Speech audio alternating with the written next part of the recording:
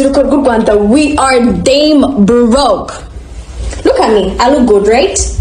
Ndasa neza, I look presentable. Ndamutse ngiye mu mujyi w'abana w'umujyi watangira ngo sister ngo wanteje imbere, you know. But guess what? On my momo mfiteho truas ijana magana atatu ibiceri 300. Do you know the type of phone I'm using? Ubwoko bwa telefone ndimo gukoresha murabuze ariko nukubinyesha ko nashiriwe nkenya pe government ikwiriye addressing more. We are broke but they don't see it. Twarakubiswe ariko leta ntibibona. Guys,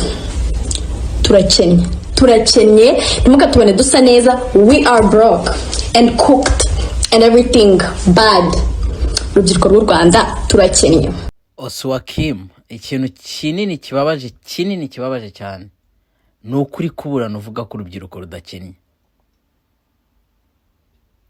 Nukuri nukuvuga ngo ufasha abantu barangije kaminuza bose, wenda reka tuvuge ko harangije abantu 100. Mu bantu 100 abantu 20 gusa nibo bashobora kubona akazi, nako katari garanti.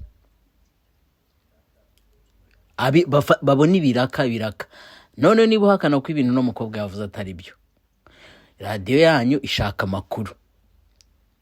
Uzagenda urugo ku rugo ubaza uti uyu mwana uba hano warangije kwiga afite akazi, nusanga hari akazi afite uzabone guhinyuza no mukobwa.